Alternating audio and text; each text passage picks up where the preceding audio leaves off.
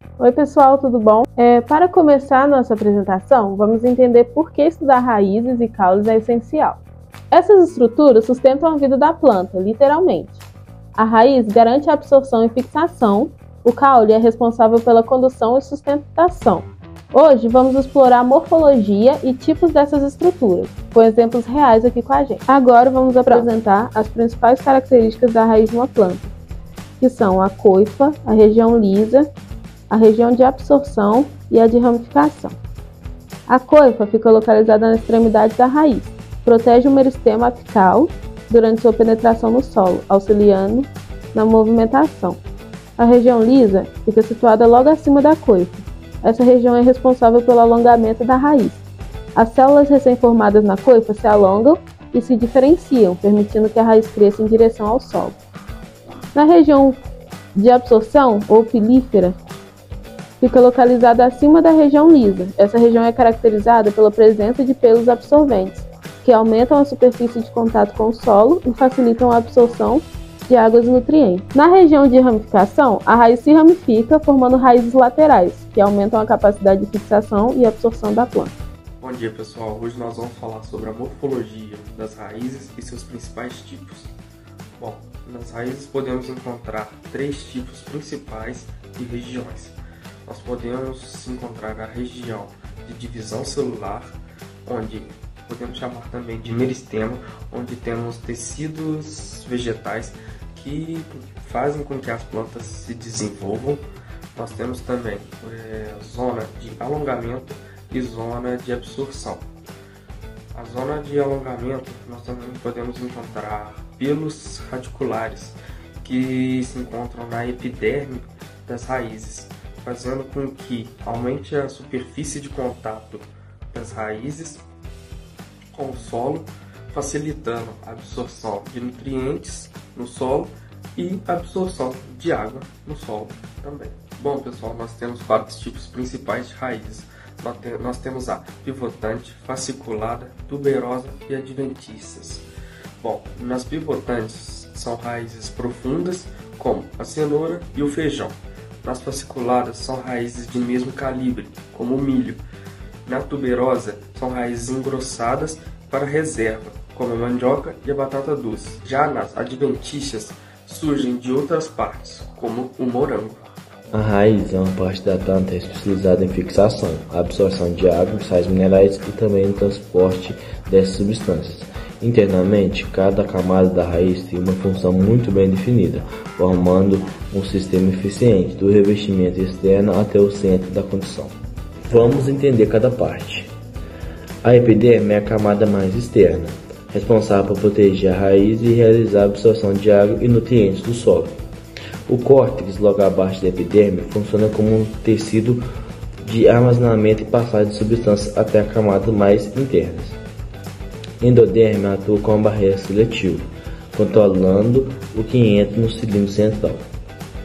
O periciclo é de onde se originam as raízes laterais, que aumentam ainda mais a absorção. A xilema e a floema ficam no centro e são vasos condutores. O xileno leva a água e os sais minerais para o resto da planta, enquanto o floema transporta substâncias orgânicas produzidas na fotossíntese. Para terminar, é importante lembrar como cada parte da raiz atua junto para garantir a absorção, o armazenamento e o transporte de nutrientes para toda a planta. Hoje vou falar um pouquinho sobre a morfologia externa do caule e os tipos que existem. O caule é uma parte fundamental da planta. Ele funciona como o eixo principal, sustentando as folhas, flores e os frutos. Além disso, através dele, que a planta conduz seivas, que as seivas nada mais que são água e os nutrientes para toda, e isso vai para toda a planta. Em algumas espécies, o caule também armazena reservas de alimentos.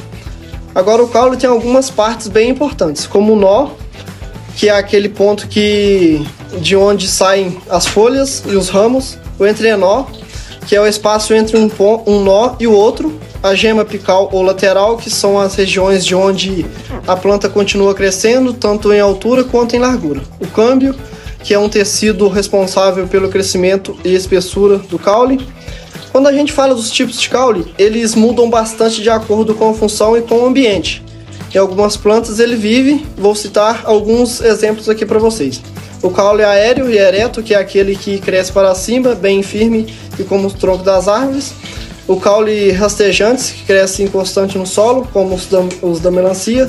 Os caules vulneráveis, que se enrolam em outras coisas, como o chuchu. Os caules subterrâneos, que são os tubérculos da batata, o rizoma da gengibre e o bulbo da cebola. E por fim, os caules aquáticos, que são aqueles que vivem no ambiente de água, como a Vitória regia.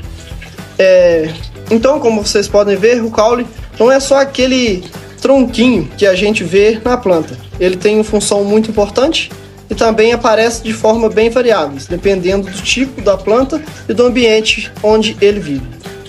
Agora nós trataremos acerca da morfologia interna do caule e dos tecidos condutores dele. Internamente, o caule vai apresentar tecidos fundamentais para o transporte e para o crescimento. Ele é como uma rodovia que vai distribuir nutrientes, águas pela planta. O caule ele tem tecidos e estruturas, assim como a nossa pele. Ele é composto pelo epiderme, pelo córtex, pelo xilema. O xilema vai transportar a seiva bruta e pelo floema. O floema vai transportar a seiva elaborada e também nós temos dentro do caule o câmbio vascular.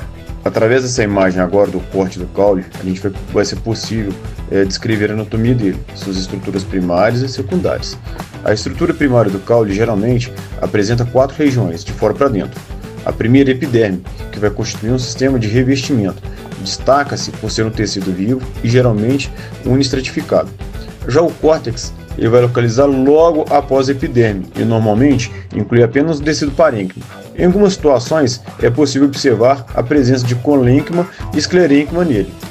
Já o sistema vascular ele vai estar localizado logo após o córtex, é a região onde estão localizados o xilema e o floema primários. Nas plantas eucotiledôneas, o sistema vascular pode se apresentar como um cilindro, oco, ou ainda está organizado na forma de um anel de feixes concêntricos ao redor da medula. A medula está localizada na parte mais interna do caule. Essa parte central do caule é formada por um tecido parênquimo. Nas monocolidiôneas não é possível diferenciar o córtex e a medula, uma vez que os feixes apresentam dispersos no citoplasma. Já o câmbio ele é responsável por formar o xilema e o floema secundários. Olá gente, tudo bem? Meu nome é William. Hoje eu vou falar aqui para vocês um pouco sobre raízes e caules. Elas se adaptam ao ambiente, são plantas de regiões secas, têm caules suculentos como os cactos e raízes profundas. Já em ambientes úmidos, como em orquídeas, vemos raízes aéreas. Alguns exemplos são caules suculentos, que temos os cactos, raízes escoras, que temos o milho, caules subterrâneos de reservas e raízes respiratórias, que temos o mangues. Raízes e caules são a base da vida vegetal, literalmente. Compreender suas estruturas é essencial para as áreas como agronomia, botânica, farmácia, biotecnologia e até engenharia florestal.